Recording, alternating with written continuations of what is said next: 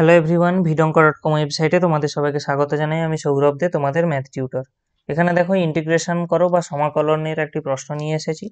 তো এখানে আমাদেরকে integration root over of sine x into cos cube x dx নির্ণয় করতে বলা হচ্ছে। তো আমরা এখানে কি করব, প্রথমে root over of sine x যেমন আছে এটাকে অপরিবর্তিত রেখে আমরা কস কিউব এক্সকে ভাঙবো cos square x into cos x dx আকারে।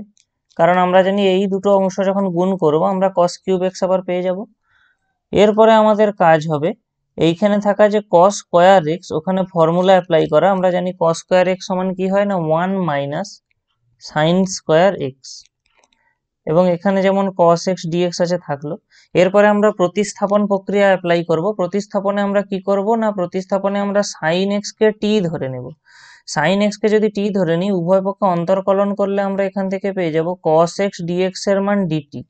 তো দেখো এখানে এই যে cos x dx রয়েছে, এর জায়গায় আমরা dt পেয়ে যাব, এবং যত জায়গায় সাইন রয়েছে, সাইন x রয়েছে, সেখানে t বসাতে পারবো। তো আলটিমেটলি আমরা এখানে কি পাচ্ছি, রুট টি মাই root into 1 minus t square into DT. কারণ এই জায়গাটায় ডিটি, এই cos x dx এর জায়গায় ডিটি চলে যাচ্ছে, এবং এই সাইন x এর জায়গায় আমরা টি বসিয়েছি, টি স্কোয়ার সাইন স্কোয়ার এক্স এর জন্য, এবং এখানে সাইন এক্স জায়গায় টি বসানোর জন্য রুট ওভার অফ টি রয়েছে। আচ্ছা, এবারে আমরা একটা জিনিস জানি কি না, রুট ওভার অফ টি এটা মানে কি, actually t to the power half. অর্থাৎ আমরা এই অংশটাকে তাহলে লিখে নিই t to the power half into 1 minus t square dt. তো এরপরে আমরা যদি এই ব্র্যাকেট অংশটা তুলতে চাই, তাহলে টি টু দি পাওয়ার হাফ দিয়ে এই অংশটায় গুণ হবে, অর্থাৎ একবার 1 এর সঙ্গে গুণ হবে, তখন তো t to the power half থাকবে, মাইনাস তারপরে এখানটায় কি হবে না, t to the power half plus 2। তার কারণ কি না, আমরা জানি x to the power a কে যখন x to the power b দিয়ে গুণ করবো, আমরা সূচকের ধর্ম অনুযায়ী এটা পাই সবসময় x to the power a plus b. অর্থাৎ আমাদের এখানে থাকবে এরকম কিছুটা অংশ। তো এরপরে আমাদেরকে জাস্ট এটার ইন্টিগ্রেশন করতে হবে। তো আরেক লাইন একটু সিম্পলিফাই করে লিখে নিই, টি টু দি পাওয়ার হাফটা যেমন আছে থাকলো। এখানটা যখন আমরা ক্যালকুলেট করব, আমরা এখান থেকে কত পেয়ে যাবো, t to the power 5/2 whole to the power dt. তো এরপরে ইন্টিগ্রেশন করলে টি টু দি পাওয়ার হাফের ইন্টিগ্রেশন কত হবে, হাফ টি, সরি এটা ডেরিভেটিভের ফর্মুলা অ্যাপ্লাই হয়ে গেছে।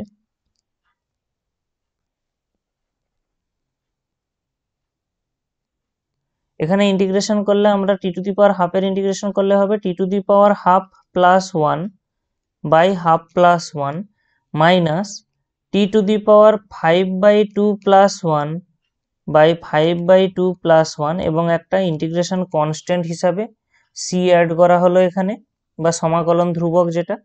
তো এরপরে দেখো এই অংশটা ক্যালকুলেট করলে আমরা কত পাবো, 3/2 বা 3/2, যেটাকে আমরা যদি লবে আনতে চাই তাহলে উল্টে যাবে এটা। এখান থেকে আমরা তাহলে কত পেয়ে যাবো, 2/3, 2/3 টি টু দি পাওয়ার 3/2, মাইনাস এই অংশটা ক্যালকুলেট করলে আমরা পেয়ে যাবো 7/2, যেটাকে লবে আনতে গেলে উল্টে গিয়ে আমাদের চলে আসবে 2/7, এবং এখানে হয়ে যাবে টি টু দি পাওয়ার 7/2, এবং এখানে সি হবে ইন্টিগ্রেশন কনস্ট্যান্ট বা সমাকলন ধ্রুবক। তাহলে এবারে আমরা টি এর জায়গায় ভ্যালু বসিয়ে দেবো।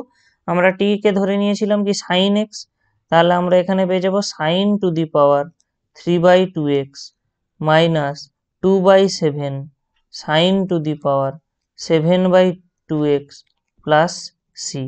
অ্যাকচুয়ালি এটাই হবে আমাদের এই কোশ্চেনের আনসার, যেখানে সি হবে একটি সমাকলন ধ্রুবক।